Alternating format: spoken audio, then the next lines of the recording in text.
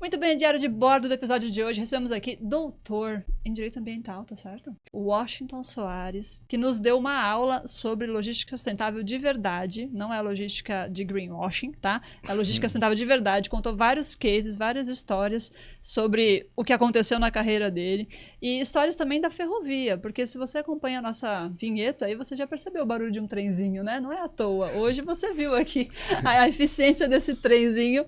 E nessa história ele contou também até sobre ovos de Páscoa que foram surrupiados a bordo, ele teve que lidar com essa situação. E outros perrengues da carreira acadêmica e profissional, tá? Então acompanhe esse episódio até o final. Fala, Marujo! Bem-vindo a bordo de mais um episódio do nosso querido e amado Portcast, o seu podcast favorito no YouTube. Olha, bem pretensiosa, né? Estamos aqui no canal Tecnologia Portuária, te recebendo a bordo desse nosso pátio de containers, que inclusive tem espaço para mais containers, tá? Queria agradecer aqui a presença dos nossos patrocinadores, T2S, aqui representada por Rodrigo Salgado. Muito obrigada pela presença, Rodrigo. É um prazer sempre estar aqui junto. E quem também ajuda a financiar esse rolê aqui, que não é pouquinho, não é baratinho, é você, que nos curte, que nos comenta, que manda mensagem, que critica, que corrige, que se inscreve no nosso canal. Então, se você está chegando aqui pela primeira vez, não deixe de se inscrever no nosso canal, ativa o sininho para você ficar sabendo dos próximos vídeos, ok? E quem também nos ajuda muito neste podcast é Logcomex, tecnologia que movimenta o comércio global, informação, análise de dados para o mercado do comércio exterior. Conte com o Logcomex também, beleza?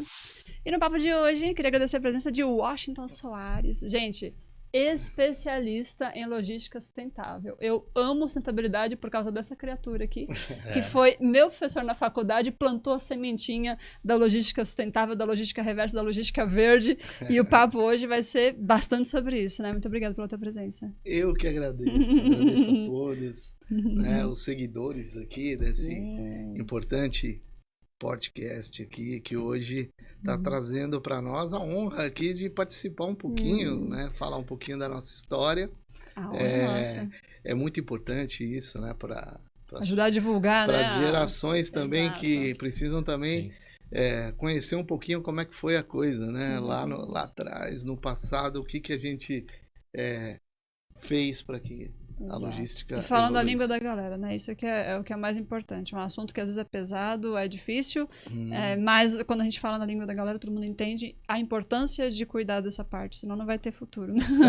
É verdade. E é bom registrar isso, viu? Esse trabalho que vocês fazem é maravilhoso. Né? Obrigada. Então, agradeço o convite. Eu Washington, fazendo a conta aqui rapidinho. Quantos agora, anos? 26 anos. Nossa!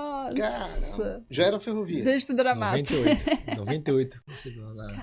Bom, você falou logística sustentável, né? O que induz aí a voltar um pouquinho. Sim, claro. Tempo, eu quero voltar. Vamos rebobinar essa fita que eu quero que você rebobinar? comente um pouquinho.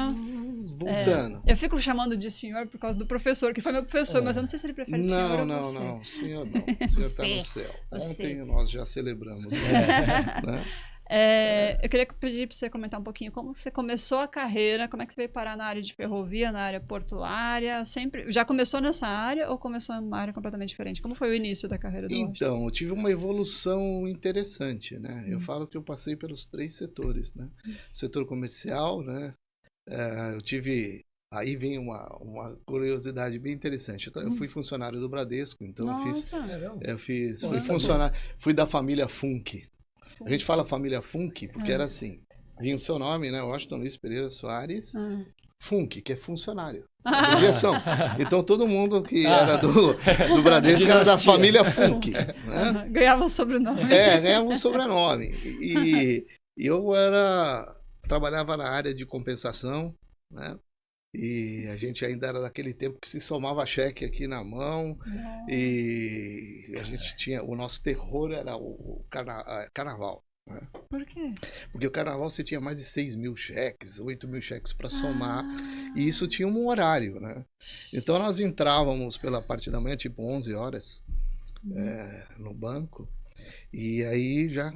iam fazendo lá as sangrias, que eram as coletas dos caixas, e pegavam aqueles cheques todos e somavam aqueles cheques, né? Só que, como o carnaval acumulava, 3, 4 dias, né? Uhum. De movimentação Sim. financeira. Era muito cheque. Então, era muito cheque. E você tinha que somar aquilo e torcer para não dar uma E diferença. quantos por cento era sem fundo? Ó, a gente não entrava nesse detalhe ainda, né? Mas tinha um bocado de cheque com valor sem assinatura, sabe? Aquelas coisas que você tinha que pegar. Ou digitado o valor completamente equivocado. E a gente tinha que pegar esses detalhes, que isso era na unha, né? Caraca. Olha a importância da tecnologia hoje, né? Mas o setor nem existe mais de compensação. Vamos lá. Década de 90. Né? Ou final da de 80. Caramba. Final da de 80. Né? Então, você vê como as coisas funcionavam. Sim. E também tive uma experiência também no setor da indústria, né? Na antiga Cosipa. Uau. E a Cosipa também. E a época que a Cosipa tinha um grande ramal ferroviário. Aí foi o meu primeiro contato com o trenzinho. com a ferrovia. Já era ferrovia. Ferrovia era veia. Ferrovia. E aí que era eu trabalhava no setor de laminação também, da Cosipa, e a gente fazia o controle de peso do que ia ser transportado, né? Então você vê, indústria, comércio, né? E agora a gente também está trabalhando também nessa área de comunicação, de assessorias, né? E isso é muito bom, porque você pega toda essa evolução, né? Da indústria que transcende aí para o comércio e assim vai. Legal. Quer comentar as empresas? Foram bastante empresas, né? Que você passou? Eu tô dando nome aí de algumas, né? Então, foi assim, que me marcaram o mesmo. Bradesco, a Uzi Minas. Bradesco, Cosipa. Que era Cosipa, é verdade. Cosipa, que depois virou Uzi Minas, né? Eu já não estava mais. Peguei aquele período só pra gente fazer um filtro de leucopenia, lembra que tinha? A doença. Isso era um aspecto social do ISG. Hoje ia matar, né? Era mais ou menos aí, né? A pegada. E aí vem uma coisa interessante, né? Que quando eu migro para a área de container, a gente trabalhava para uma empresa da Lloyds Register que fazia o controle da segurança da carga no frete marítimo, né? Então foi aí, vamos dizer, que eu casei duas coisas, né? O porto, em primeiro lugar, foi o porto, depois a ferrovia. O porto era o quê? A gente tinha que acompanhar a descarga de contêineres da Brasif. A Brasif era uma importadora, estou falando nomes aqui. Pode falar, né? tá em casa. Importadora que alimentava todo o free shopping dos aeroportos.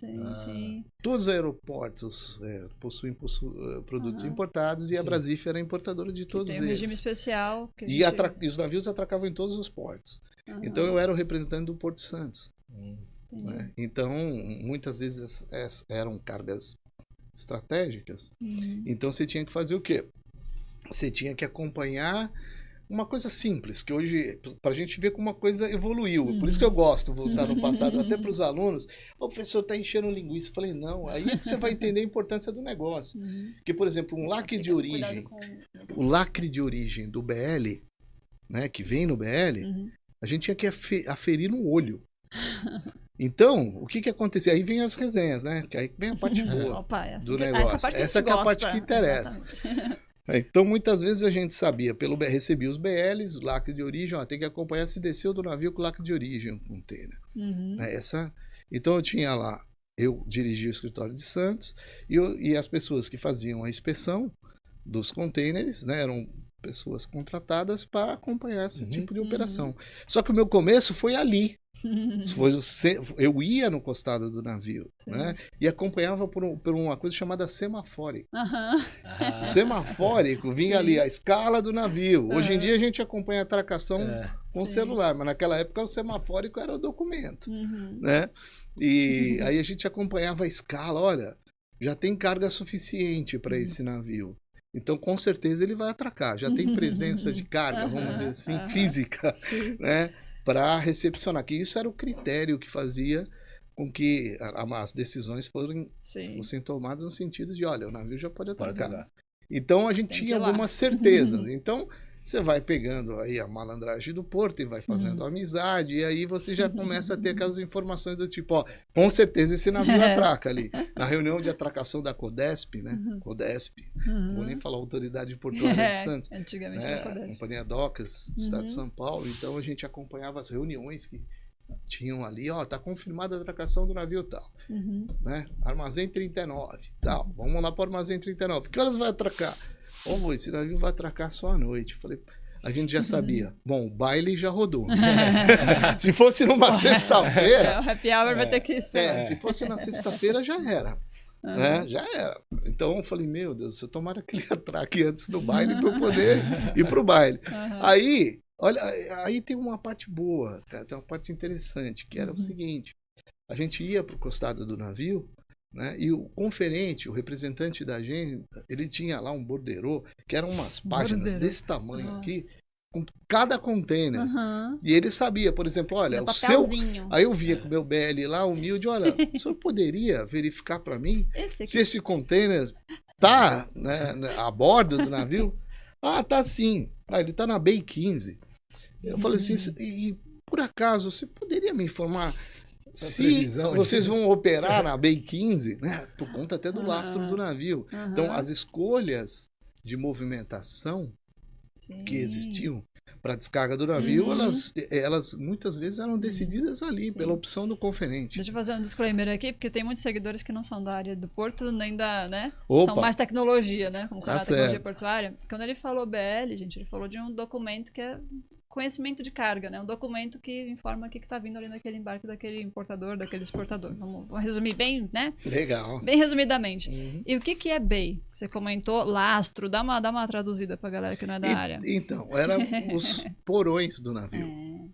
Né? Então, em cada porão... A parte do navio onde a ele posição vai operar. que está sendo operado. Que o guindaste está tirando a carga. Então se isso aqui fosse um navio, pode ser que ele pegasse daqui, pode ser que ele pegasse daqui. Exato. Mais pra Dependendo cá, mais pra do plano do navio, né, de descarga, que a gente tinha que ter a certeza de qual posição ele ia mexer, nós sabíamos se a gente ia ficar muito tempo esperando embaixo ou não. Né? Então, vou mexer na BEI 15. Pô, meu container está na BEI 15, então vai sair na hora. Sei.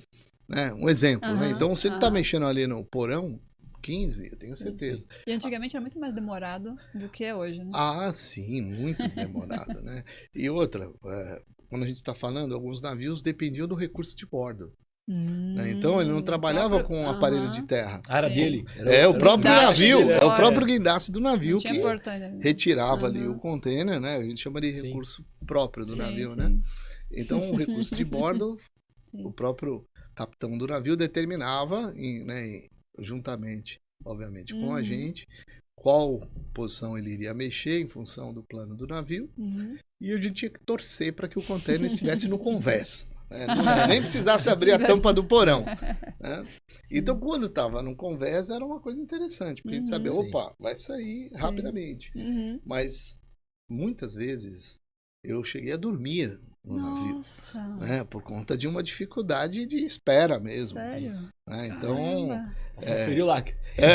Conferiu o lacre. Né? Aí você ficava lá esperando, aí chegava o container, você pegava o BL, olhava esse lacre. Exato. Então, assim, o que eu quero falar, traduzindo, né? O porto da raiz. Estou falando da raiz aqui, né? E naquela época nós tínhamos que ficar, porque de qualquer forma eu tinha que pegar, né, 3 assinaturas. Após a descarga do navio, do conferente da agência, o representante da agência marítima, a assinatura do despachante aduaneiro, que era o representante do importador nessa ocasião, e nós como representantes da Lloyds, né, seguradora. Então, qual que era a nossa torcida, né? Jovem ainda, cheio de vontade de tomar um chopinho, sair rápido, era que aquela descarga ocorresse o mais rápido possível. Só que com recurso de bordo não é igual hoje em dia, né? Sim. Que nem eu acompanhei uma formação de trens em Chicago de 130 movimentos por hora. Então você imagina, eu estou falando de retaguarda, hein? Carregamento de trens. Não estou falando nem de descarga de navio. Né? Só para a gente fazer uma analogia rápida aí de como a coisa está hoje e o que... Não, e tem a previsibilidade, né? Porque no TOS, o sistema, você tem toda a fila de trabalho e ele erra pouquíssimo. Você sabe exatamente quando vai descarregar a fila de trabalho inteira do navio de carga e descarga, tu sabe. Sim. Porque ele já considerou todas as variáveis de lastro, de ordem de quem sai primeiro, quem sai depois. É interessante, que diferença, né? Então, assim, por isso que eu falo, é uma viagem no tempo. Sim. A gente iniciou aqui uma viagem no tempo. Né? Então, Exatamente. Isso foi na Uzi Minas ainda. Isso porque eu sou um cara jovem. Né? Sou jovem. Então... Ele pinta barba só para parecer mais maduro, entendeu? Para respeito. Não, aqui eu já estou operando, inclusive, dentro do Porto Organizado. Né? Aqui nessa operação, eu tô dizendo o seguinte, era o Porto de Santos. A gente não tinha ainda os terminais, porque esse é um período antes da público, né? Lei de Modernização dos Portos, que ela ocorreu em 96. Então eu estou falando antes da Lei de Modernização dos Portos. Então a gente já sabia o que acontecia, né, em termos de carga. Estou falando aí de detalhes de carga. Sim. Então era assim que você aferia a legitimidade de que o container não foi violado. Né? Também já tiveram vezes que nós subimos a bordo do navio, daquele container que estava no convés, e uma época de Páscoa, como foi essa semana, né, nós encontrávamos todos cheios de chocolate. Mentira! Aí já aconteceu também, né? E para você não andar na prancha, como os piratas do Caribe, geralmente você falava, olha, esse container era do senhor, doutor? Eu falei assim, parece que esse é o meu container. Né? Mas tá bom aí, tá tudo bem, o chocolate tá gostoso, era suíço, né? Faça bom proveito. Parece bom, né, o negócio. Então, mas a gente, para toda sorte, né, a gente estava preparado para toda sorte de circunstância. Então, aí vem a responsabilidade aduaneira. Porque nessa circunstância, você tem que estabelecer o lacre da seguradora, que é o que a gente fazia, né, tão logo o container descesse. Eles deixassem fechar o macacão e tal. E a gente descia esse container e lacrava o container. Né? Uma vez lacrado o container, a gente requisitava a vistoria oficial. Então, olha a importância, né, do controle, não só do controle aduaneiro, mas sobretudo do controle da operação portuária. Né? As responsabilidades, porque Exato, seres humanos a gente encontra aí de todas as qualidades. Na operação portuária tinham operadores com conferentes exímios. Eu diria que tinham representantes de agência que o cara falava assim: o seu container vai sair por volta de umas 2:30 da manhã. Você pode ficar tranquilo, pode trazer o representante da alfândega, porque em algumas circunstâncias era uma descarga direta, né? Que era algo também permitido, né? Pela legislação, por ser um produto de alto valor. Então você tem lá uma autorização aduaneira para fazer a retirada. A carga era tudo, estou imaginando aqui, bebidas perfume, importadas, é tudo que vai para o free shop. Só a carga avisada. Entendeu? Então, nesse momento, a gente tinha o quê? Um procedimento para a contagem do que havia sido consumido.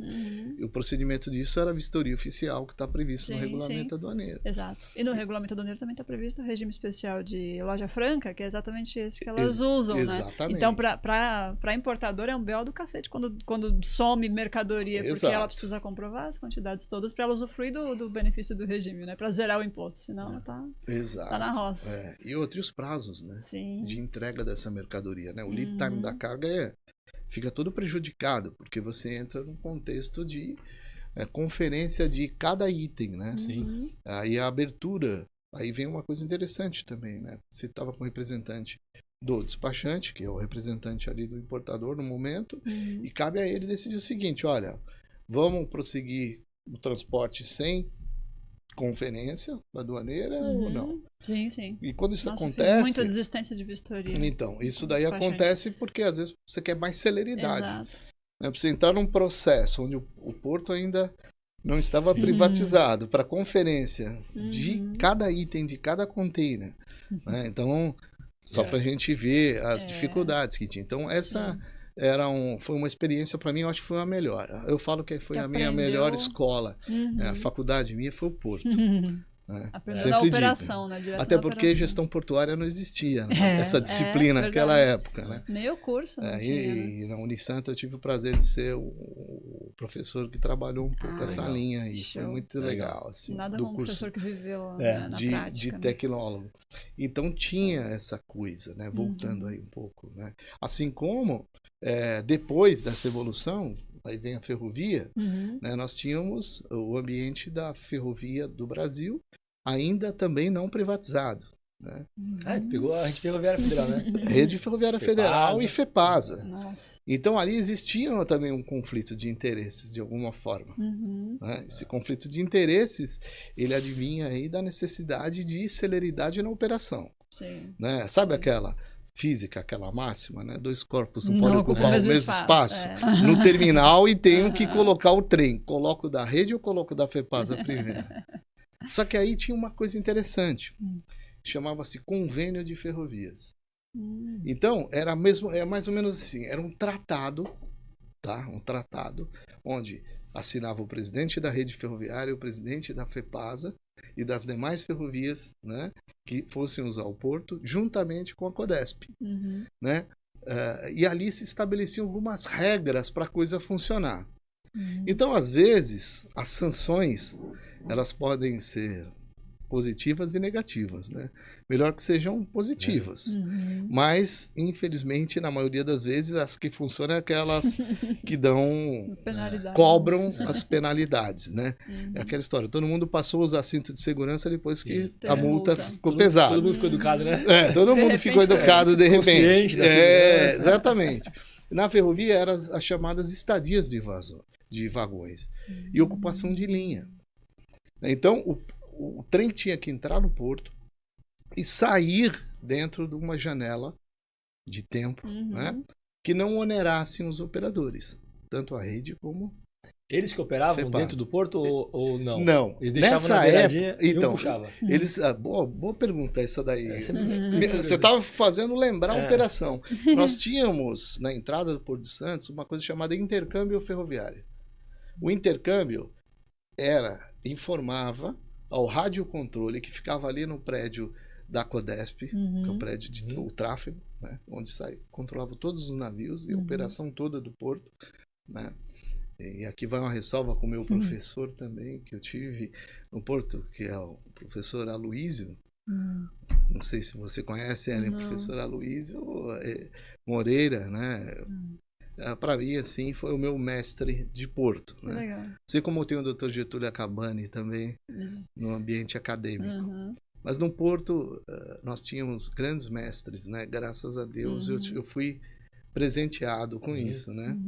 E então o que acontecia? Esses convênios, voltando aqui, que eu estava falando do intercâmbio ferroviário, estabelecia a regra de quem entra primeiro, quem sai, qual o prazo de entrada e saída. Estou dando uma visão bem simplista de como é que a coisa funcionava para não ter conflitos, né? E aí vem o que você falou.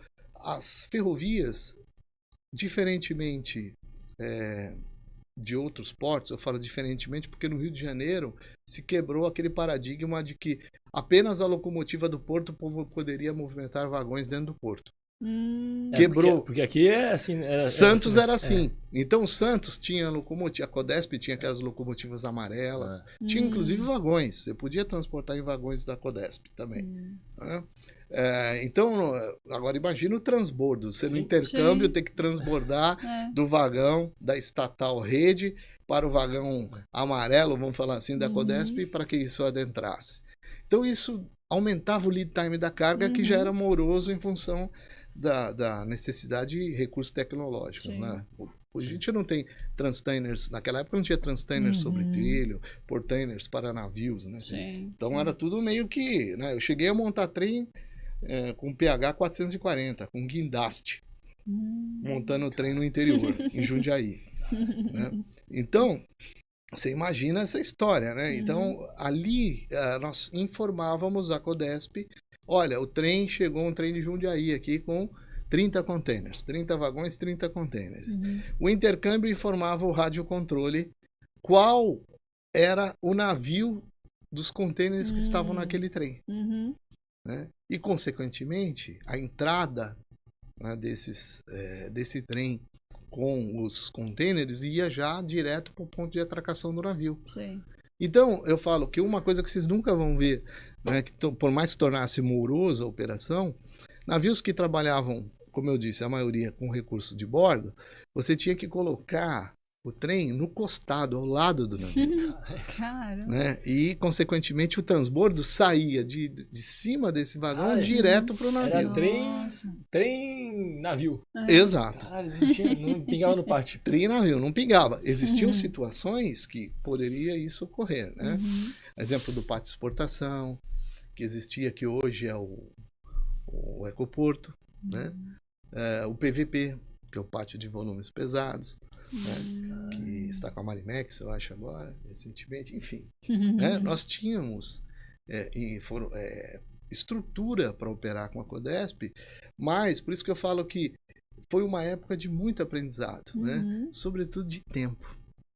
Né, que eu falo que o que eu preciso ser? Um aluno me pergunta, o que eu preciso ser para ser um bom operador logístico? Aí eu falo assim, essencial. Saber administrar o tempo. Não é nem conhecer nomenclatura. Você não precisa saber que a parte de apoio do container é um corner post ou que as vigas são cross-member. Você não precisa dissecar o recurso que é o container. Mas você tem que entender uma coisa. Tempo. Né? O lead time. Senso né? de urgência, né? Então, isso é importante. Então, eu aprendi isso na veia. Entendeu? Na raça, né? Acompanhou a mudança da janela de trabalho que a gente tinha que... E é legal porque, quando não era na época do perrengue, porra, a operação demorava muito tempo. Muito. E então, um errinho ia fazer demorar muito mais. Não, e para aquela realidade, era uma operação, era o máximo que dava de eficiência com o que se tinha naquele momento. E aí, a gente olha hoje e fala, porra, como é que pode? A gente trabalhava na época do Gonça lá, que não tinha nada. Não, e outra, né, gente? Imagina o seguinte, não existia... O primeiro terminal de container, o primeiro trem expresso de container, nós acompanhamos no TECOM. Né? Então, a formação de um trem, que tem até publicação sobre isso, a época, né, que era da empresa Interfer, que eu trabalhava, ela fazia uma primeiro trem, eu falo assim, não precisa de ponte seca, né? Porque a gente fazia Alemoa, Guarujá, no TECOM, no terminal de container, que hoje é Santos Brasil. Então, ali existia uma demanda violenta, porque na Alemoa era o maior polo de consolidação de café. Olha que interessante. Então, as empresas, por exemplo, Guaxupé, exportadora Guaxupé, cooperativa Guaxupé, os polos de café desciam para consolidar a carga deles, as sacarias de café, nos contêineres que estavam na Lemoa. E o ramal que existiam duas empresas muito fortes no transporte. Uma era a Caravel, que era da empresa Aliança Navegação, né? E uma outra empresa, Interfer, que depois o Grupo Colômbia, Armazéns Gerais. Já estou dando um spoiler de onde eu trabalhei, tá? Colômbia Trading. A Colômbia, ela movimentava, porque ela criou uma linha que ligava o TRA, que era um terminal retroportuário alfandegado, né? E que fazia toda a operação ferroviária da Alemoa até Santos Brasil, na exportação. Então, todos os terminais do entorno, da adjacência da Alemoa, que consolidavam café, levavam para esse ponto, para esse hub. A Interfer seria um hub ferroviário, e foi a minha experiência com a ferrovia em termos de consolidação de trens. Sensacional. Na época da Rede Ferroviária Federal. Então, a Rede Ferroviária, nós encomendávamos os vagões, eles posicionavam, exemplo que faz uma MRS hoje, que é concessionária, que depois da década de 90, né, isso acabou, né? A gente tem hoje a MRS, né, com o controle da concessão ferroviária desse trecho. Né, mas a época era a Rede Ferroviária, a empresa era estatal. Então nós posicionávamos o vagão num ramal privado, que era em frente ao terminal da Colômbia, Armazéns Gerais, formávamos os trens de contêineres e fazíamos a expedição para o TECOM, terminal de contêineres, que depois transformou-se da década de 90 na Santos Brasil. Para ferroviária. Entendeu? E foram, assim, marcos importantes para o desenvolvimento da região. Eu lembro que você comentou na época da faculdade, me corrija se eu estou falando besteira, né? Porque faz tempo que eu não estudo a parte ferroviária. Ele vai rasgar meu diploma. Não, que isso. Eu preciso ver se eu vou lembrar disso. Mas eu lembro que na época tinha ALL e tinha MRS, se eu não me engano. Eu lembro da gente comentar em aula que, tipo, uma não podia passar pelo trecho da outra. Tinha todo um... Não tinha uma coisa assim? E existe... Boa lembrança. Não tô tão mal Vou te assim. salvar uma coisa. Já deu certo o que a gente fez na aula. Porque é o seguinte, nós já estamos no período agora pós-privatização. Pós-década de 90, 2009, FATEC. Exatamente. Tá? Então vamos lá. O que acontece? Existia também as restrições técnicas de bitola. Isso que eu falo, largura, né? Entendeu? Então a Brasil é uma FEPASA, salada, né, de bitola. a FEPASA virou essa LL que não existe mais, que hoje é rumo. Em alguns trechos, as bitolas são estreitas, chama de bitola estreita, bitola métrica. Né? E a rede ferroviária é bitola larga. O que é bitola? Só para quem não... A distância entre os trilhos, né? É bom por usar. Para quem não conhece. A distância entre os trilhos. Tem trilho que é mais largo, tem trilho que é mais estreito. Aliás, tem um curso no Senep que eu também... posso falar também, né? Pode. Logística ferroviária. Que nós damos um pouco os detalhes técnicos, por exemplo, que é uma bitola, né, algo básico em ferrovia, as regras de movimentação ferroviária. Show. Mas voltando lá, na sua colocação aí. Então, a LL era a antiga FEPASA, bitola métrica, né, e a rede ferroviária, que hoje é MRS, nesse trecho era 1,60 m. Então, os vagões de bitola estreita, consequentemente, não poderiam acessar os vagões, os trilhos de bitola larga. Porém, para você fazer a logística, a gente tinha que estudar quais eram os trechos de bitola mista, para você operar com 2 operadores ferroviários. E torcer para que esse ramal não fosse um ramal singelo, que a gente chama, único. Ele teria que ser um ramal duplo. Concorda? De bitola mista também, para você poder fazer as duas movimentações com maior produtividade. Né? Toda vez que eu vejo esses negócios de trem, bitola, você vai passar ou você não vai, eu lembro daquele filme Incontrolável. É Denzel Washington, se eu não me engano. É um trem desgovernado que tem... E tem N decisões a serem tomadas, assim, porque tem crianças a bordo, e tem carga explosiva no vagão, e tem um monte de coisa, assim. Nossa, é de tirar o fôlego. E toda vez que eu vejo esse filme, eu lembro das aulas de logística ferroviária. Porque são muitas decisões. Até mesmo a questão financeira, né? Se um trajeto vale a pena, se tomar uma decisão para desviar daqui para evitar um acidente vale a pena. Nossa, é muita e cumprimentos de trens também, né? Porque a legislação municipal que ela dimensiona também os tamanhos dos trens. Né? É municipal? Muita, porque a situação municipal ela é variante. Né? Então, cada município tem a sua distância. Então, por exemplo, eu não posso ter um trem longo que fique impedindo uma passagem de veículos. Como acontecia aqui, né? Sim. Aqui antes da passarela era... Inclusive, só fazer um teste de observação aqui. Quem nos assiste sabe que a nossa vinhetinha tem o som do navio, né? A buzina do navio. E aí, junto com a buzina do navio tem o pim, pim, pim, pim, pim, que era o barulhinho do trem. Da cancela? Tem, na nossa vinheta tem observe. Quando eu era moleque, ele parava cruzava ali, ia a glicério todo ali, cruzava, fechava na costa, canal 3, fechava a cidade inteira, passava de madrugada. Parado esperando. Mas você ficava parado ali, desliga o carro e espera, porque demorava ali. Então, e isso se não tem um controle, tem um tempo específico, né, permitido para que esse trem bloqueie a passagem. Mas se ele, por exemplo, ultrapassasse os limites, isso foi interessante a gente colocar aqui, porque quando nós vimos a discussão da FIPES, que é agora a atual Ferrovia Interna do Porto Santos, nós tínhamos pensado nessa regulamentação estar harmonizada, né, com base nos trechos em que se percorrem do município. Né? Então tem que existir essa leitura também para que não haja nenhum impedimento e gere nenhum conflito social. E só para trabalhar aquela ideia de tempo, né, já que você colocou aí esse conflito de bitolas, legal essa bola levantada aí, porque eu lembro de uma operação que eu fiz pela Interfera, ainda com a Rede Ferroviária Federal, né? Tinham grandes engenheiros à época que nos ajudavam muito, né? O nosso amigo aqui tem um DNA muito forte nisso. Seu Salgado. Seu Salgado. Engenheiro Salgado era fantástico também, juntamente com o engenheiro Getúlio. Tinha uma equipe forte aqui em Santos, sabe?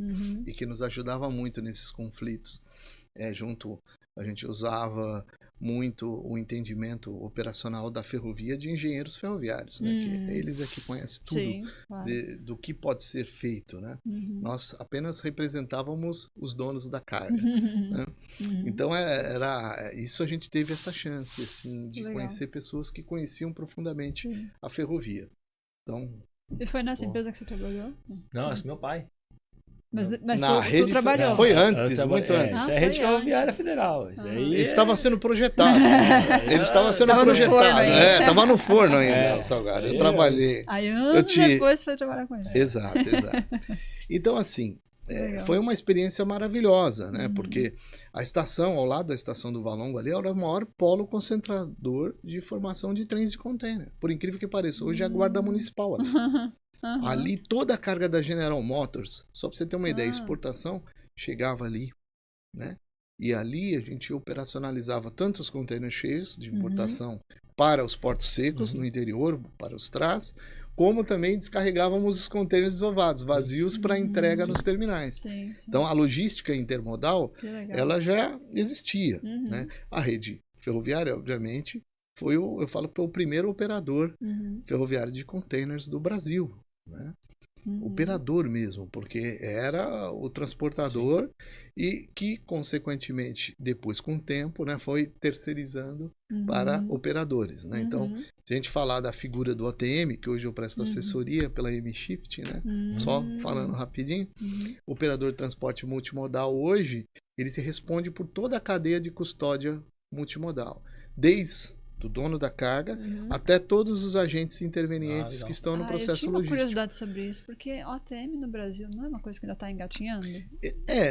Na verdade, assim, a gente tem a Lei tá. 9.611, né, que é a lei de 98, que determinou a importância da habilitação do OTM. Tem muita gente que hoje faz intermodalidade e pensa que é um OTM. Multimodalidade. Chama de multimodalidade. Vamos no conceito, então. Qual maravilha. é a diferença entre transporte intermodal e transporte multimodal? Fala pra galera. Isso é muito, legal. É muito legal, porque o que acontece? Eu tenho muita empresa que fica usando marketing falando que é uma coisa, na verdade está fazendo outra, né? O OTM é, na verdade, o perfil que uma agência reguladora estabeleceu para os operadores que controlam, eu falo, a carga do berço ao túmulo. O door to door da coisa, né? Então, ou seja, ele vai ser responsável por todos os agentes intervenientes. Então, exemplo, né? Exemplo. Onde ela nasce, onde ela morre. A carga, ela é operacionada por um terminal, né, portuário, consequentemente, um transportador ferroviário.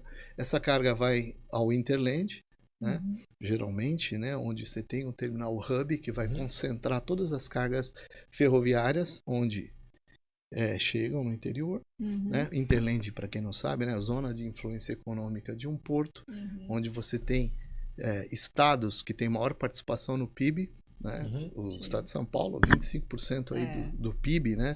Então tem um peso muito importante, né? O Porto de Santos também nesse contexto, mas enfim, o operador responsável por toda a movimentação da carga do porto até a ETC, que é a Estação de Transbordo de Carga, até a ponta rodoviária, até o cliente, é o OTM. É a única figura que tem que ser habilitada pela Agência Nacional de Transporte Terrestre, conforme determina-se na Lei 9.611 de 98.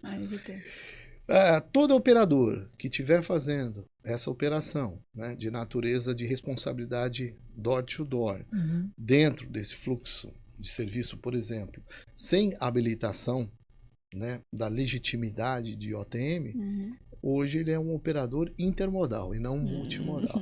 Né? Ele tem que ter um reconhecimento da agência reguladora.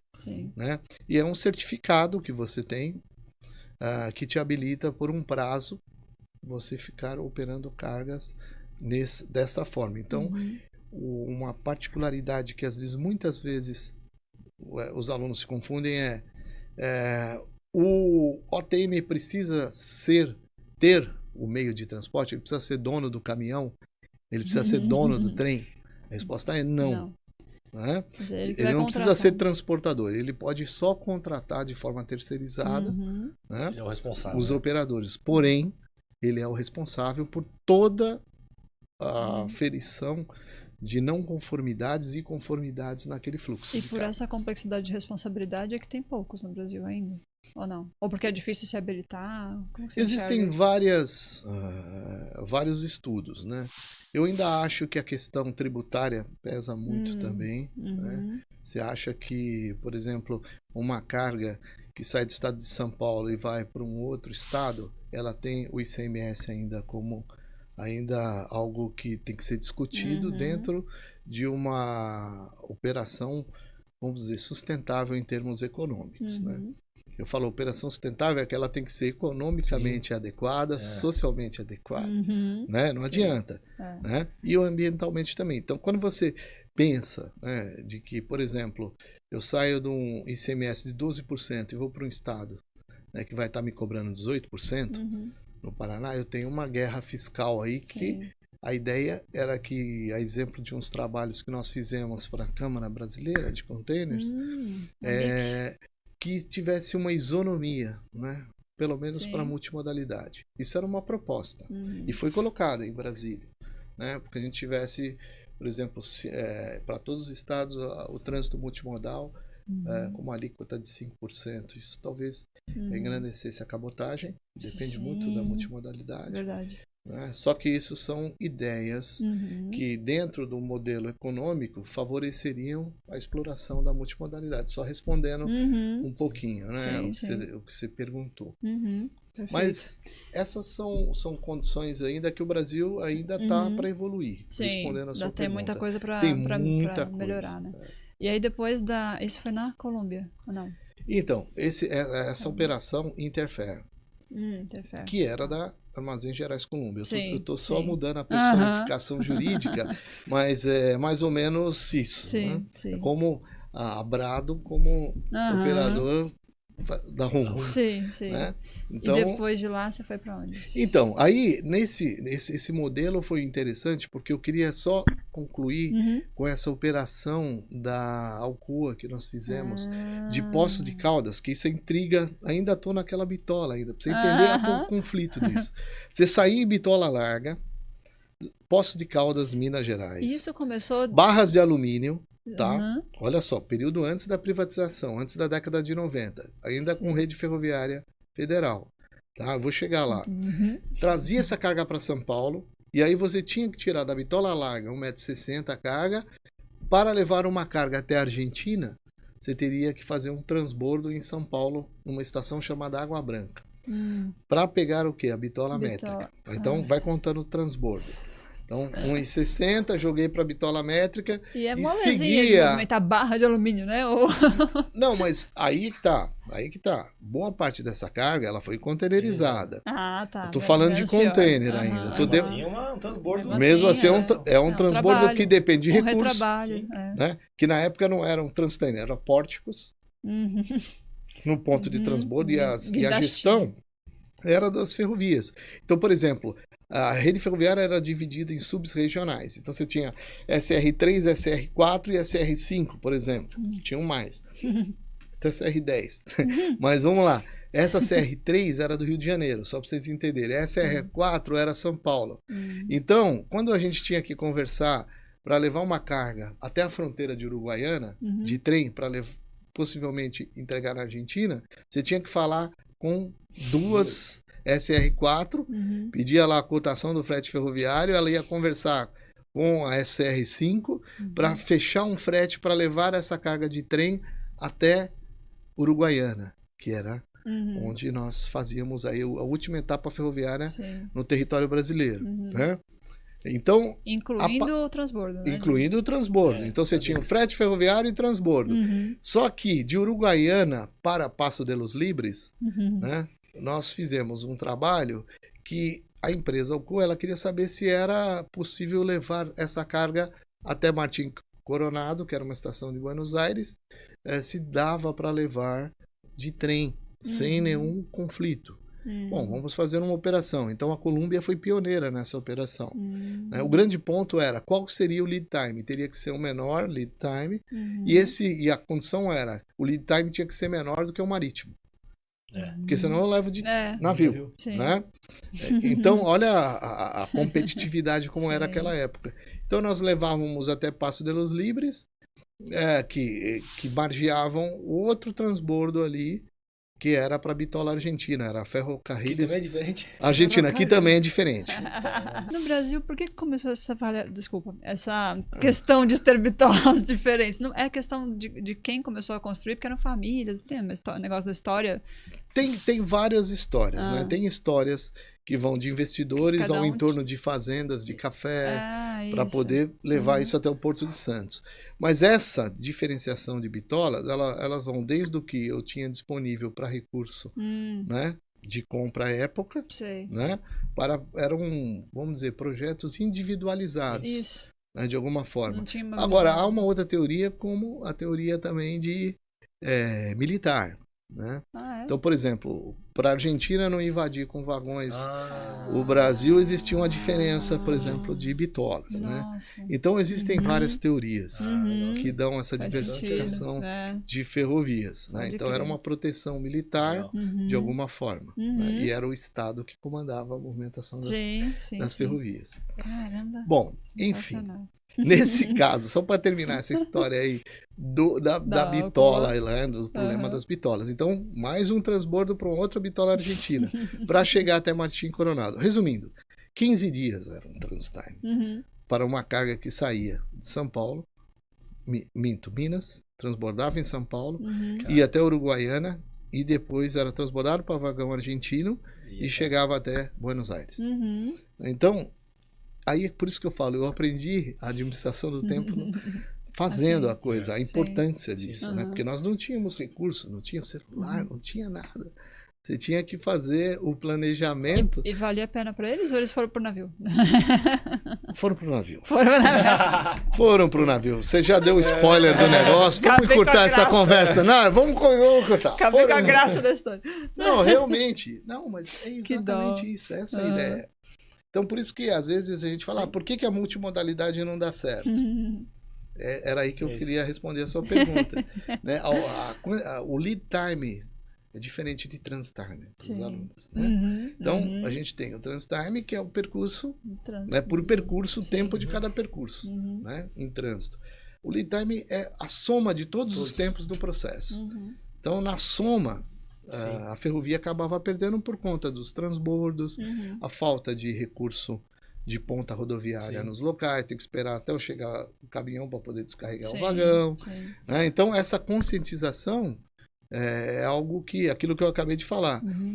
Quando estava fazendo a minha dissertação de mestrado, eu tive com o Dr. Getúlio Acabano em Chicago, nós tivemos em Vancouver também, no Porto Metrô Vancouver. Eu queria fazer essas perguntas sobre o que você viu lá fora. E isso daí foi uma coisa que me fascinou, né? Quando eu vi a primeira vez os double stacks, né, sobre vagão, e no Brasil nem tinha isso ainda, né? Isso é outro dia. Double stack dois, um em cima do outro. Isso aqui, ó. O duplo empilhamento em vagões. No trilho. Né? Vou no banheiro rapidinho. Vai lá. Então, o que acontece?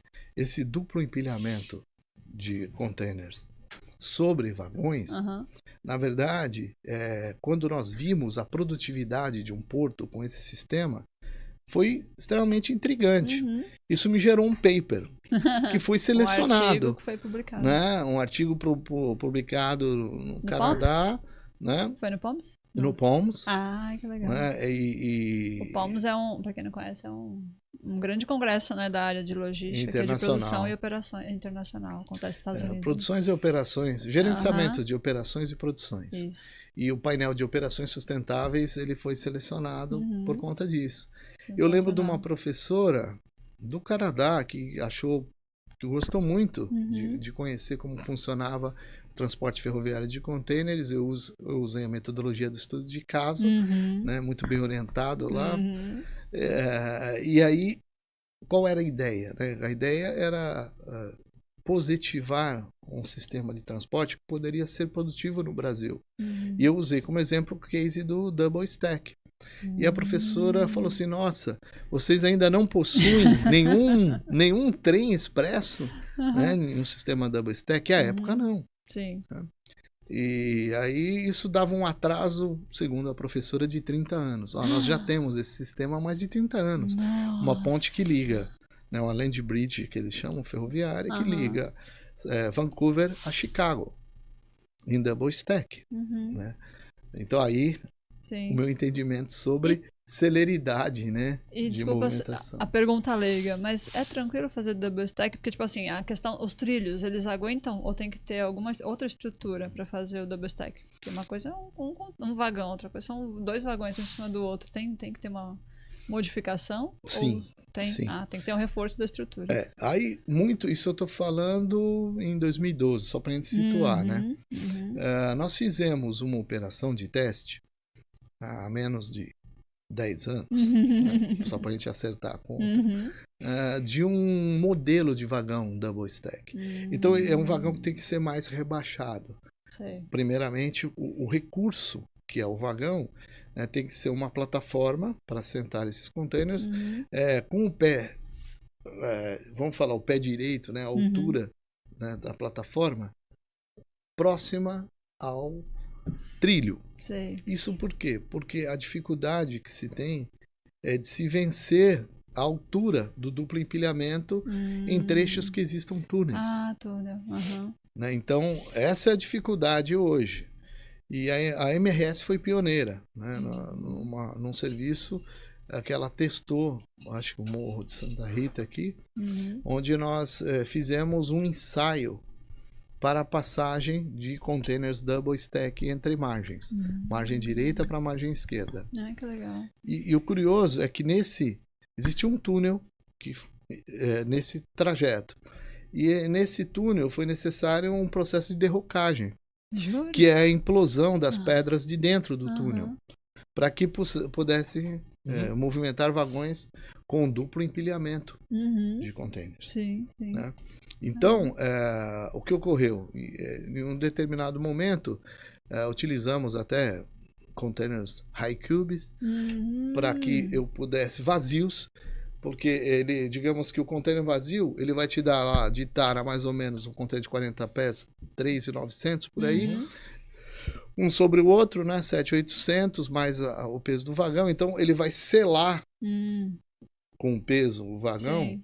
Só estou usando linguagem simplista, né, para os alunos, vai ficar mais próximo ao trilho. Sim. Então, de certa forma, você concorda para mim que o container você concorda comigo que o container vazio ele vai ser mais alto do que o container cheio? Então a matriz de criticidade de altura do pé direito entre o boleto do trilho, boleto é aquela cabeça do trilho, até o primeiro relevo, digamos assim, do túnel, ele tem que dar uma margem de segurança para que não haja nenhuma colisão dentro do túnel. É o detalhe do detalhe, né? Então alguns trechos possuem túneis. Então o risco é a altura, né? E quando você faz isso com tranquilidade com o container vazio, o trem passou, mas houve a necessidade de derrocagem, onde esbarrava a parte desses containers. Sim, né? teve que dar então foi feita uma derrocagem, uma quebrada, uma implosão em alguns termos, e aí sim houve a possibilidade de ter o que a gente chama de gabarito liberado. Gabarito para passagem do vagão em termos de altura e largura. Aí esse é um ponto. O outro ponto, ela fez uma pergunta aí na sua ausência sobre o double stack passando... qual a dificuldade que se tem, né, de se operacionalizar um vagão desse tipo, um recurso desse. Uma delas é a altura dos túneis, tem que estar adaptada à condição do double stack. E o vagão plataforma também tem que ser um vagão diferente do single, aquele que leva um container só. Né? A segunda questão é a questão da altura das redes aéreas de energia, que algumas são baixas. Sobre a ferrovia mesmo, da própria ferrovia. Então, o padrão teria que elevar a altura. A exemplo também do que se temos na cremalheira, né? Mas e beleza, o vagão tem que ser também próprio. O trilho tem que ser próprio, o trilho que já temos aguenta? Então, Essa agora a segunda parte da pergunta era o trilho. Isso depende muito da vida útil do trilho. Né? E há um acompanhamento aí, eu acho que entra a importância da tecnologia hoje aplicada pelas concessionárias ferroviárias, que mensuram, né, a qualidade dos trechos dos trilhos com respeito à resiliência de tonelagem. Legal. Tá? Mas o que acontece? Eu posso assegurar para você que hoje em dia, onde os trechos são operacionalizados, eles são... Existe lá uma manutenção preditiva que é feita, né? Para quem não sabe, preditiva é aquela manutenção que, por meios de recursos tecnológicos, você consegue aferir se um trilho ele tem condições, né, de passar com uma tonelagem de carga, digamos, suficiente àquele fluxo. Né? Então, é feito ali uma mensuração, né, das condições do trilho e faz-se assim a liberação, o licenciamento do trem para circulação com aquela tonelagem. Mas é importante entender o seguinte, que às vezes um vagão single, ele pode estar mais pesado do que um double stack, né? Depende do produto que está ali dentro. Né? Então, agora, nós tivemos um caso, essa pergunta aí é interessante porque é o seguinte, nós tivemos um caso à época ainda da Codesp, com a Ferronorte, que fez aqueles vagões de alumínio, e os vagões davam 110 toneladas quase. Foram preparados para isso. E teve um determinado momento que o trilho ele é composto, né, da haste, do boleto, aquela parte superior, e a alma do trilho, né, que é onde você tem apoio. A haste rompeu com peso. Né? Então, a importância, né, de se analisar as condições da via permanente é nesse sentido. Porque não é só jogar uma tonelagem por vagão superior sem analisar a via permanente, isso é um risco grande, né? Com certeza. Então, por isso que é bem interessante esse pensamento aí. Já que você falou dessa situação aí de tensão, eu ia perguntar, você já presenciou, teve que correr atrás de algum BO de trem que como é que chama? Descarrila? Descarrilha? Sim, já aconteceu bastante. Que tombou. O vagão, essa daí é uma boa. O vagão, quando ele descarrila, é fácil, né? Da gente poder, vamos dizer, colocar nos trilhos novamente. O problema é a locomotiva. Né? Então, a locomotiva, geralmente, você precisa de um guindaste de mais de 110 toneladas de capacidade. Porque ela que é a mais forte, mais forte, pesada. Né? Entendeu? Agora, existe uma equipe da via permanente que faz essa operação. Então, para o usuário, eu posso te dizer que eu presenciei uma ou duas vezes uma circunstância dessa. Então, eu acho extremamente seguro ainda. Mas de tentativa de roubo ou não? Foi por questão estrutural mesmo? Não, por questão estrutural mesmo, né? Por operação. Né? Então, por exemplo, um dos casos geradores de descarrilho vai na... A MV é o aparelho de movimentação de via. É aquele aparelho... A MV é aquele aparelho que faz o desvio do trem de um trilho para o outro. Né? Então a gente chama de chave, os engenheiros ferroviários. O engenheiro Salgado sabe, né? Quando é isso. Quando a chave está virada errada, né? Quando é manual o negócio, existe esse monitoramento automático por sistemas tecnológicos. Era isso que eu ia perguntar. Não precisa alguém hoje muito mais seguros a operação. Só que naquela época você fazia essa mudança de chave na mão ali, manual. Alguém então, tinha que ir lá. Quando o caboclo esquecia de virar a chave, aí acontecia o risco do descarrilo. Né? Entendi. Porque acontece com frequência ali na Cubatão, Alemoa, não lembro. Os alunos ficam mandando foto e vídeo. Olha, professora, estão entrando aqui no trem por cima, no vagão, para roubar a carga. Então, agora tem também os efeitos de criminalidade. Né? Eu estou falando a conjuntura técnica. Agora tem aqueles seres que acabam descarrilhando o trem para saquear o trem. Né? É outro esquema. Mas tudo aciona a seguradora, né? E paciência. Aí parecido vira um com aquela história do tripulante com sujo de chocolate, vai fazer o quê, né? Tem algumas coisas que acontecem, né? Acontece assim. A gente tem, por exemplo, em Santos, muito saque de vagões de açúcar, isso, né? Então, mas aí é aquilo que a gente sempre fala, a importância do container, né? E o container ele acaba sendo um cofre do transporte da carga sobre ferrovia. Né? E eu queria perguntar um negócio, porque o nosso tempo tá voando. E eu quero chegar lá eu quero chegar na parte da logística sustentável. Eu quero que você conte uma história que eu já sei que você quer contar. E eu tô doida pra ouvir da Toyota. E o da M-Shift hoje, né? Por favor. Bacana. Então, bora bacana. lá. Vamos lá. Conta o case da Toyota. Então, A Toyota é um berço da logística, né? E eles têm uma... então vamos falar da inspiração. Por né? favor. Beleza. Então, ó, inspiração. Vamos começar, eu vou fazer uma visão rapidinha aqui sobre o que me levou a escrever esse livro.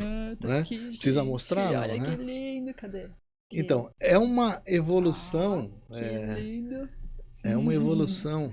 Obrigado. E você viu que a contracapa, minha filha também fez um desenho bom aí. Olha que legal. Ela é designer. Jaqueline Laís. Chique, velho. Aí, enfim, pai coruja é um saco. É. Então vamos lá. Tá ligado. Quando eu fiz a dissertação, olha que interessante a coisa. Foi me apresentado no mestrado em gestão de negócios um conceito nascido no Japão chamado modal shift. Né? Eu lembro do Getúlio falar disso em aula. Então, que é a troca modal. É a decisão que uma empresa toma de tirar uma carga de um modo menos ecoeficiente para um ecoeficiente. Tá. Essa decisão é um gerenciamento, né? Por Sim. isso da faculdade de administração. O gerenciamento da decisão de mudança do modo menos ecoeficiente para o mais ecoeficiente. Isso gera um save ambiental. Isso foi desenvolvido nos Estados Unidos, mas quem teorizou isso, na essência, foram os japoneses. E as empresas que já seguiam essa filosofia organizacional, a exemplo de Toyota, pensaram em trabalhar com base nas instruções governamentais do Japão, exemplo do imperador, né, no sentido de inventariar o cálculo das emissões, né, que elas geravam externalidades negativas ao meio ambiente e, consequentemente, reduziam energia. Calcular o tamanho do impacto ambiental que eles causavam. Exato, exato. Então, essa redução, quando você tira, por exemplo, uma carga numa mesma rota, do ponto A ao B, né, você tira do trem e passa para o caminhão, você tem um resultado de externalidade de emissões de gás do efeito estufa de forma comparada à ferrovia. Sim. E isso também é comparado hoje em dia ao navio. Né? Tanto é que existem zonas no transporte marítimo que controlam inclusive a qualidade, né, do bunker, né, do combustível marítimo. Né, que ele tem que ter o menor índice de enxofre na sua queima para gerar um menor impacto ambiental. E a IMO transformou isso numa lei, né, e transformou isso numa norma, melhor dizendo, que obrigou com que os armadores às vezes evitassem esse tipo de combustível para que reduzisse aí a externalidade aos usuários daquele transporte marítimo. Sim. Muito bem. Na ferrovia não foi também, isso não foi diferente, né? E no modo rodoviário também.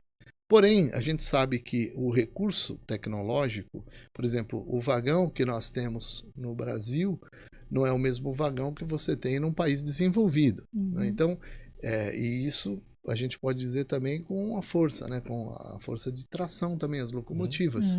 Existem já locomotivas elétricas no Brasil, exemplo a GE, pioneira no Brasil, também tem já locomotivas elétricas, e também ainda tem as locomotivas com base em combustíveis fósseis.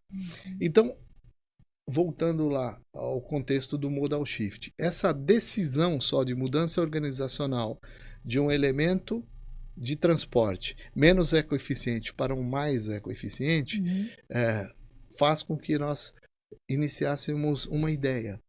Muito bem. Eu já tenho como mensurar, aferir esses resultados de emissões. Agora, aí eu construí a dissertação espelhando que uma empresa, né, que é legitimamente focada na sustentabilidade, não está usando esse atributo como um greenwashing, como uma lavagem verde só de resultado de bens ambientais. Para ficar bonitinho no site, para ficar bonitinho lá no marketing verde dela. Mas isso tinha que ser algo sério. Sim. Tinha que ser algo que pudesse gerar, né, condutas entre os players, os stakeholders da cadeia logística, os agentes intervenientes, do berço ao túmulo, voltando, da carga. Né? Então, essa dissertação ela me deu uma percepção de que no Brasil nós não tínhamos isso como obrigação, mas como apenas uma ação voluntária. Né? E que alguns países, a exemplo do Japão, já estavam usando isso. E a Toyota foi pioneira nesse sentido. Então, até então, é um discurso onde, olha, existe, o bacalhau tem cabeça. Porém, mas eu não vi ainda. Né? Então, o modal shift existe, né? O estudo existe, mas quem está usando? Sim. Né? Então, empresas como o Toyota, eu fui pesquisar, E eles já foram faziam empresas... isso muito antes de virar uma exigência, de virar até por uma decisão que não era financeira, era totalmente ambiental, não é isso? Exato, uma responsabilidade social corporativa. Isso. Então a Toyota foi pioneira nesse sentido. De verdade, né? De verdade, porque era mais barato. Como foi a mudança deles? Acho que nesse estudo de caso, a minha grande percepção sobre as indústrias sustentáveis da Toyota é que a decisão era voluntária. Você não teria uma obrigação. Sim. Né? A empresa, por si, se tornou uma empresa sustentável nesse sentido. Né? Ou seja, eu tenho que ser sustentável com um planeta melhor. Sim. Né? E a minha produção tem que ser o exemplo. Então, o que ela fez em um determinado momento? Né? É que os detalhes estão no livro. Tá? Eu quero encurtar, não fazer um spoiler aqui, mas a coisa é mais ou menos assim. Eu tenho um mapeamento da cadeia de fornecedores, eu controlo as emissões de cada fornecedor. Então, um navio que saía do Japão, chega no Porto de Santos, vai operar com ferrovia ou com rodovia. E vai chegar no recinto alfandegado, né? E depois vai desconsolidar esse container, e esse container vai chegar na planta. Na planta, no túmulo. No túmulo. Exatamente, no túmulo. E tem um túmulo ainda do container, né? Que depois o container vazio ele tem que retornar. Tem que voltar. Para entregar no terminal. Sim. Né? Evitar então, demorragem. Existia uma metodologia que foi deferida pela ONU, né, para o controle dessas emissões. Então, essa metodologia, digamos que a Toyota usou para estabelecer uma cultura aos fornecedores. Sim. Olha, eu quero que controle as emissões. Então, ela obrigava o shipowner, lá, o armador, a informar quanto de emissões o navio está dando por unidade de carga, uma unidade de carga, um container, né?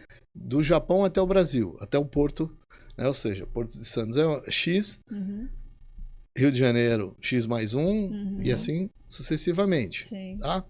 Na parte terrestre, quanto que essa carga está sendo movimentada para o trem ou por rodovia até o ponto de transbordo.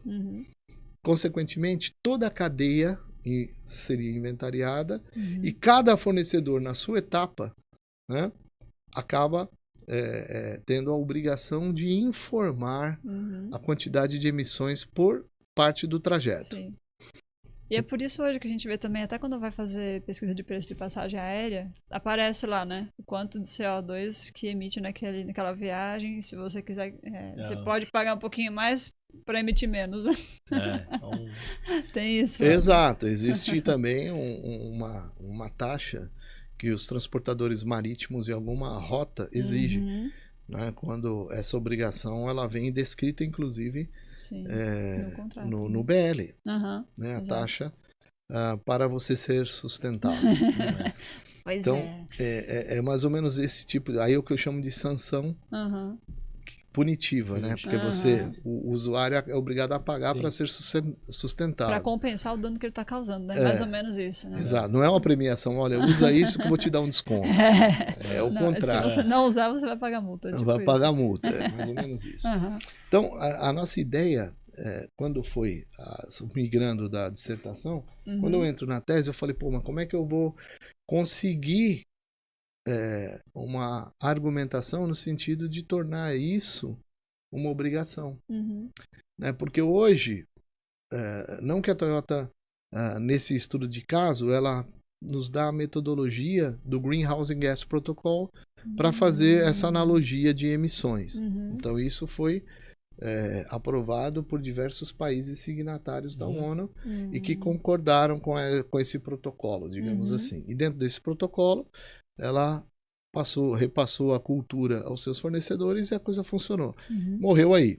Mesmo não tendo uma lei que obrigue isso, os fornecedores se sentiam no sentido de vamos colaborar, né?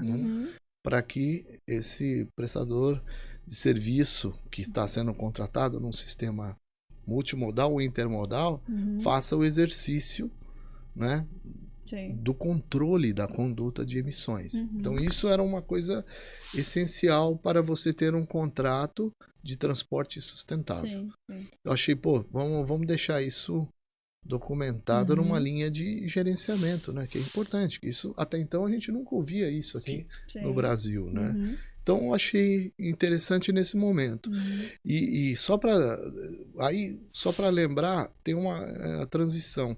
E depois de 6 anos, acho que foi 6 anos, estou falando 2010, 6 anos eu tive a oportunidade de evoluir para algo que seria o desdobramento da dissertação, que seria a questão da responsabilidade. Como eu posso criar o entendimento da obrigação do controle do impacto ambiental aos operadores logísticos? Como? Esse é o ponto. Eis a questão. Porque assim, é legal você ser eu sou o cliente a Toyota, ela entende o papel dela como a responsabilidade ambiental, social que ela tem. É uma coisa que você fala assim, eu queria que meus fornecedores, o cliente tem sempre razão, né? Eu quero que meus fornecedores apliquem, eu acredito nisso e quero que meus fornecedores também acreditem. E aí você faz a cadeia inteira aplicar. Trabalhar a seu favor. Porque, você quer fornecer para mim, você vai ter que ter esse selo. Eu tô querendo atender a Toyota, eu sou transportador, eu quero atender a Toyota, a Toyota pede para eu fazer isso daqui, eu também concordo, vou lá e faço. Mas às vezes nem conheço a metodologia, preciso ter um treinamento para essa coisa melhorar. Quando não tem uma Toyota colocando essa responsabilidade de cima para baixo, como que isso se entendi. se expande? Porque que nem eu sempre penso na ISO 9001. Quando começou a ISO 9001, eu penso aqui na Baixada Santista, por exemplo, ISO 9001. Foi a Uzi Minas, foi a primeira, Cozipa na época, foi a primeira. Ninguém tinha. Aí quando você fala, paga uma auditoria, certifica, analisa seus processos, você documenta, aquela história toda da gestão da qualidade, melhoria contínua e tal. Certo. Só que tem uma das exigências lá é que assim, se você é uma empresa que preza pela qualidade contínua, teus fornecedores também têm que prezar pela qualidade contínua. Você tem que preferir esses fornecedores. E aí, uma gigante dessa certifica, aí os fornecedores vão todos atrás. Quem começa a certificar, porque eu quero continuar prestando serviço para ela. E aí, como fornecedor, o cara fornece lâmpada, papel higiênico, qualquer coisa para os Minas. E aí eu vou me certificar que eu quero continuar fornecendo isso para meu cliente que exige. Só que essa empresa que vende lâmpada ou que vende papel higiênico também compra material de limpeza, e aí ela passa a exigir dos fornecedores dela também. Então é uma cadeia é um ciclo virtuoso, é uma cadeia que vai se estendendo, né? E é do mercado, né? Do mercado. Como que a gente conseguiria fazer isso com a responsabilidade ambiental? Então, aí é que entra a necessidade da tese. Aí que surgiu essa pergunta foi, vamos construir um instrumento chamado contrato sustentável. O que seria o contrato sustentável? Vamos lá. Seria uma formalização desse compromisso. É isso que obriga. Então, um contrato, a gente sabe que muitos contratos, eles têm que ter um escopo ali descritivo do que é necessário para esse atendimento. Mas vamos complicar a coisa. Vamos voltar ao multimodal, tá? Voltando ao operador intermodal. O operador intermodal, ele tem lá um vagão que ele contrata, né? Ele contrata a MRS, pagou o frete da MRS, morreu a responsabilidade aqui, com a MRS. Aí emite um outro conhecimento de transporte para o transportador rodoviário entregar a carga, morreu a responsabilidade dele. Então, em tese, como diz Peter Drucker, a administração é de todos, mas não é de ninguém. Se der um pane né, no controle de emissões, foi na parte da MRS. Não, foi na parte do transportador rodoviário. Então, a coisa acaba ficando no lugar comum. Então, o que a gente pensou? Não, mas isso tem que ser... Alguém tem que se responsabilizar. Em nossa teoria, seria o operador de transporte multimodal. Por quê? Porque ele é o único perfil responsável por toda a cadeia. Sim. Né? Então, a responsabilidade dessa aferição de controle de externalidades negativas e não conformidades num sistema de transporte multimodal, existe uma personificação jurídica. Qual que é? O OTM. Certo? O OTM no perfil nacional, aí tinha um conflito, né? É uma coisa. O OTM no perfil internacional é outra. Sim. Né? Aí eu teria que ter um outro entendimento de uma coisa chamada direito comparado, né? Que é a comparação entre o poder constitucional de um país A para um país B para ter essa permissão de integridade. Sim. Tá? Como isso é um pouco complexo e está descrito aqui, a gente vai pular essa parte. Só vamos para a parte da responsabilidade objetiva. Eu acho que é isso que você está buscando, Rodrigo, o entendimento. A responsabilidade objetiva é: eu sou dono dessa água, tá bom? Eu quero que quem transporte essa água para onde for no Brasil faça uma logística sustentável, ou seja, controle, ok? Todas as externalidades decorrentes do transporte do ponto de origem ao ponto de destino. Se o destino for a fábrica, muito bem. Né? Se o destino for um outro porto, não importa para onde vá, mas esse controle tem que existir. Então, o que eu tenho? Eu vou ter que contratar um fornecedor que se adapte às minhas condições de controle de externalidades. Né? Mas aí existe o quê? Existe, como toda regra de contrato, né? Vale o que está escrito. Tudo tem que estar escrito. Quando eu falo tudo, eu falo tudo mesmo. Sim. Né? Fazer uma SLA bem feita. Né? Exato. Senão você tem um contrato mal redigido, então a coisa não funciona, né? De uma forma em que eu tenho uma obrigação, tá? De direito privado, onde os meus contratados têm que responder a uma logística sustentável. Como é que eu faço isso? Primeiro, eu tenho um instrumento chamado compliance, onde eu descrevo ali as minhas conformidades. Então, eu tenho o contrato sustentável, é um contrato de compra e venda com os seus ad hocs, né? Com os seus adendos ali, seus aditivos. Quais seriam eles? Contrato de compra e venda, compliance, né? Onde eu cito o que eu chamo de conformidade e não conformidade, termo de conduta, o que fazer para que essas não conformidades não ocorram, e o terceiro, que seria o que eu chamo o termo de diligência, o due diligence, onde eu vou fiscalizar o que você está fazendo em algum momento. Resumindo, é isso. Né? Então, quando eu tenho esses 3 instrumentos ad hocs colocados de forma formal em um contrato, eu estabeleço o quê? Um contrato sustentável. Algo que faz com que eu consiga conscientizar a cultura organizacional da sustentabilidade para todos os meus fornecedores. Ou seja, resumindo o que a gente estava falando lá no comecinho, né? O Brasil às vezes está muito atrás na questão sustentável por falta de uma cultura que é difícil de formar. Aqui, como já tem a consciência sustentável no Japão, por exemplo. Então, só quando cada um, desde pequenininho, criança, cada casa tiver consciência, tem a sua educação ambiental, sua responsabilidade com relação a resíduos, é que as coisas vão começar a mudar. E a mesma coisa no transporte. Não adianta eu querer ir lá em cima no... Claro, o armador é importantíssimo, né? O ATM é importantíssimo, mas quem contrata eles é que tem que exigir isso, né? Mas esse é o ponto. O importador, o pequeno. Então, mas esse é o ponto. Continua sendo a Toyota. Pra mim, continua sendo o cliente, porque todo mundo só existe porque o cara que vende a água quer tirar a água do ponto A e levar para o ponto B. Todo mundo que está no meio aí, se ele pudesse teletransportar essa água do A para o B, morria essa cadeia inteira que não tem a menor importância. Ela só serve para transportar do ponto A para o ponto B. Mas aí existe um equilíbrio, eu entendi. É exatamente isso. Só que tem só um detalhe, né?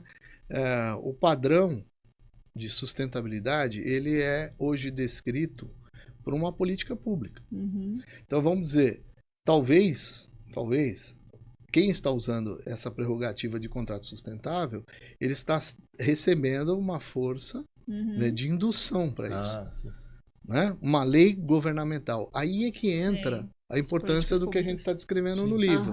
Existe uma política pública para que isso aconteça, ou na verdade não tem política pública? Né? Então, o Brasil, eu posso te dizer que não.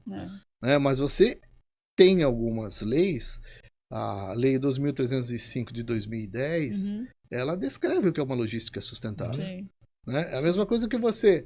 isso não está só no aspecto ambiental. Aí entram o que eu chamo, que é o grande guarda-chuva da sustentabilidade, que é o triple bottom line. Uhum. É aspecto ambiental, social e econômico em equilíbrio. Que é a base, a origem do atual ESG, né? Exato, que é a base, né? É isso que deu a sustentação. Né? A gente tem só um novo neologismo, mas... Exatamente. Então, mas pensando até como isso funciona agora como sistema.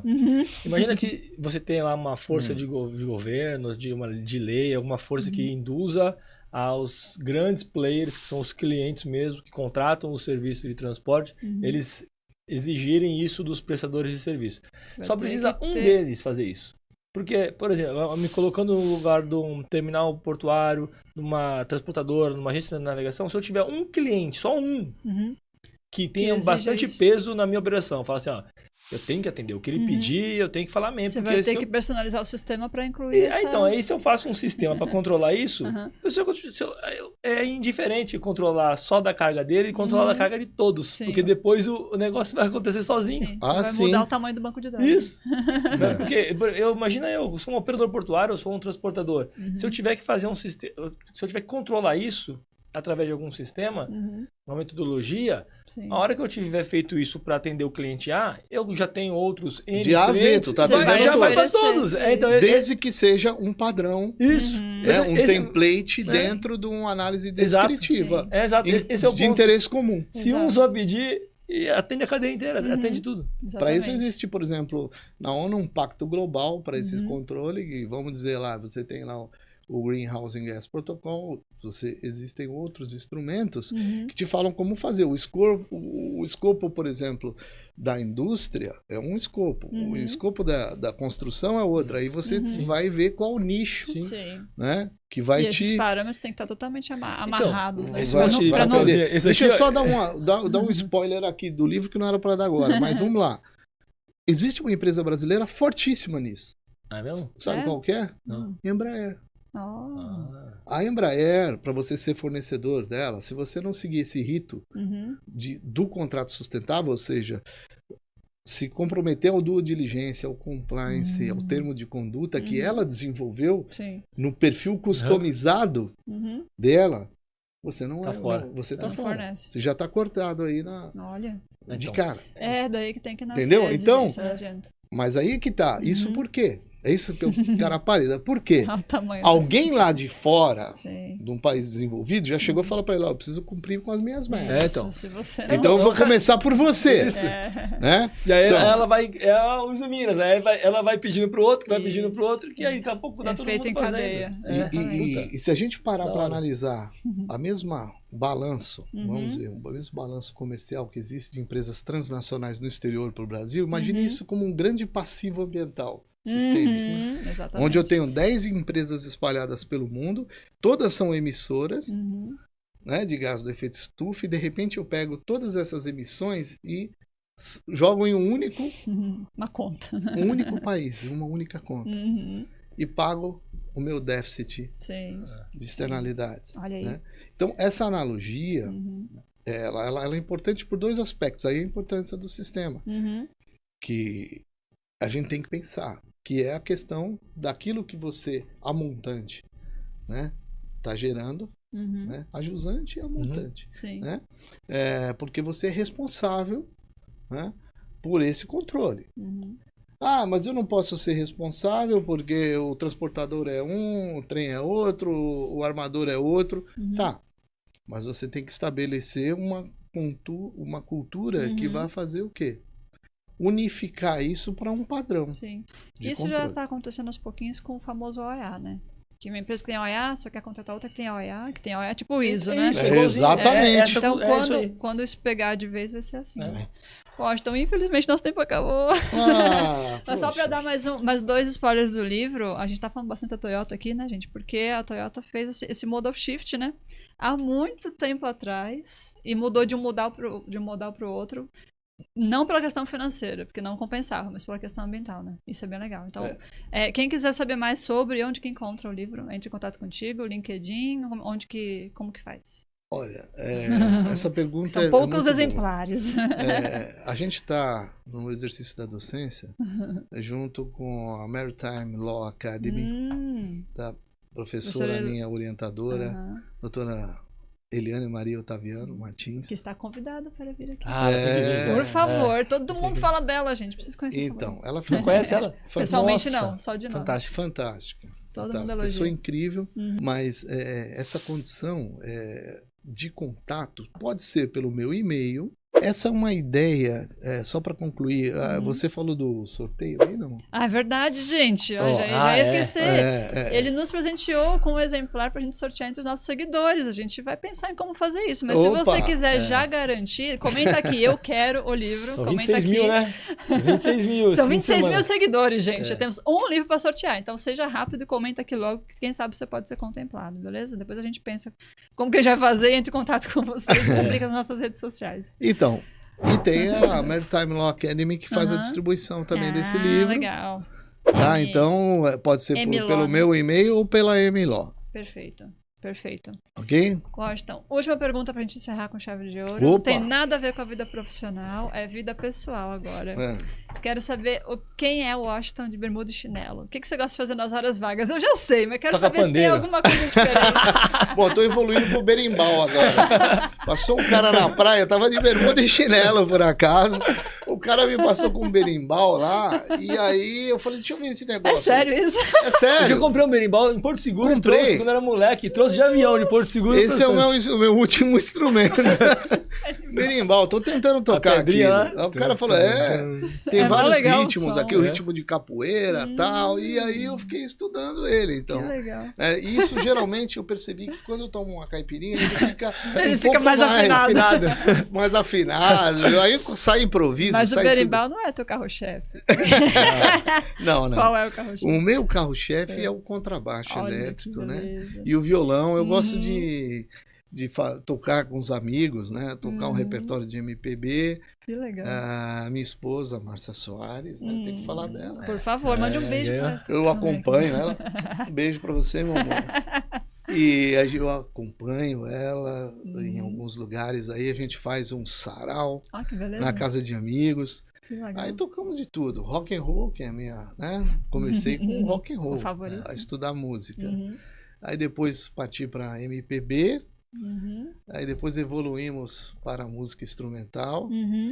Tem uma formação também de música popular brasileira, com contrabaixo. Que legal. Pela Ordem dos Músicos do Brasil, que hoje acho que nem existe mais. Mas enfim, né? Essa foi a minha trajetória musical. Então o Washington de bermuda e chinelo adora tocar. Eu sou que nem uma cigarra, né, velho? Tocar, morro no verão. Depois que terminou o verão, já era. Mas enfim, eu adoro música. Show. Música faz bem pra alma, né? Esquecer um pouquinho de ferrovia. E todos os meus filhos tocam. Ai, que legal. Tem um amigo tocando, o meu filho mais velho tá tocando em Dublin agora, na Irlanda, o Jonathan, um abração pra ele lá. Tem a minha filha pianista, a Jéssica. Olha. E a minha filha mais nova, flauta, que é a designer. Ai, que legal. Flauta transversal. Todos leem partituras, logo cedo eu coloquei. Não obriguei, mas eles quiseram aprender, então todos leem partitura. Musical, né? Que é escrita musical.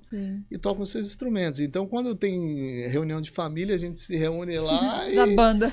Pau na máquina. A banda tá pronta. A banda já tá pronta. Que legal. Agora, a esposa cantando, agora ficou melhor ainda. Top. Professor, muito, muito, muito obrigada. Adorei este papo. Espero que você tenha gostado também. Curtiu? Passou voando, adorei, né? Adorei. Poxa. Muito legal. Estar com vocês, podendo... presenciar sobretudo a evolução de vocês, né? Eu te conheço lá, foi minha aluna. Desde quando eu era um girino. Uma evolução. Uma girina. Eu vejo só elogios para você dos seus alunos. Isso me deixa muito feliz, né? Vi até os seus presentinhos de Páscoa, cada um bonitinho. Verdade. A semana inteira ganhando bombom, ganhando chocolate, só alegria. E o Rodrigo é esse gênio, né? Que eu não preciso falar. Pô, o cara... Nerd. O cara já trabalhava com a gente, já tentei segurar ele, mas o passe dele é muito caro. É muito caro. A TI tragou ele da ferrovia. A TI, um apaixonado por TI. Eu conheço desde moleque, maravilhoso. Desde o forno, né? Ensinou a gente a operar. 19 anos. Tinha 19 anos. Comecei a trabalhar lá na ITRI. Os nossos monstros eram Excel, né? Bom, caramba, aquilo era um monstro. Hoje em dia... Pô, eu lembro que a gente ligava, conectava lá, quando tinha conexão de escada com um modem, que era uma planilha que a gente controlava a operação, e ela ficava de manhã em Santos, e à tarde ia lá pra Suzano, pro Fausto, lá em região. Caraca, Nossa. meu, eu lembro. Aí tinha que preencher colunas, sim, né, da planilha. Ó, até a T é sua, daí pra frente é minha, lá em Suzano. Era isso aí. A gente controlava a operação inteira assim. Gente. E controlava. E funcionava. É. Que funcionava, né? Funcionava, mas era o que tinha processo. É o que tinha. A tecnologia era o que tinha e a gente tinha processo. Funcionava direitinho. Foi muito bom. Foi um Sensacional. período de muito aprendizado. Aí a gente bola. aprende, né? Hoje em dia. Com E eu certeza. fico muito feliz Estamos sempre de aprendendo. poder Legal. estar aqui com vocês. O que puder, fiquem à vontade aí. Se tiver alguma dúvida aí do livro. Com certeza. Galera, aproveitem, sigam, por favor. Tem no LinkedIn também? LinkedIn, galera pode seguir, né? Isso. Entrar em contato por e-mail para pedir o livro ou mandar uma mensagem no LinkedIn, né? Maravilha. Muito bom. Obrigada, viu? Faltou um detalhe. Opa! Hoje, Details. a empresa é M-Shift Logística. Shift Logística. Atualmente, só para dizer que eu tô no jogo. Não tem história antiga. O pessoal fala, isso aí já aposentou, já era. Não, não é. Não, ainda. M-Shift Consultoria. System é uma empresa de assessoria em logística sustentável, Sustentável. né, onde a gente traça desde o contrato para essa jurisdição, digamos assim, de fornecedores, o que deve ser colocado para dar segurança jurídica na operação, né, até o desenvolvimento operacional de controle desses dados. Né? Então, todo o mapeamento e fluxo de informação necessário para um sistema, tá aí o mestre aqui, nós temos aí a parceria, já estou dizendo que a T2S aqui é a empresa que a gente sempre indica e achamos trabalho muito sério, né? E tem condições de fazer esse controle. Legal. Com de certeza. emissões aí de CO2 Automatizado, né? Isso aí. Tá vendo? Se você quiser deixar mais eficiente suas operações com ESG, sem ser greenwashing, né? Com ESG de verdade, contrate M-Shift. É isso aí. Certo. Gente, muito obrigada aí pela sua audiência. Se você gostou desse episódio, não esqueça de dar o like, que isso nos ajuda bastante. E comenta aqui se você quiser o livro. E comenta aqui se você quiser saber mais sobre os assuntos relacionados à logística sustentável, beleza? Abraço, até a próxima. Pessoal, obrigado.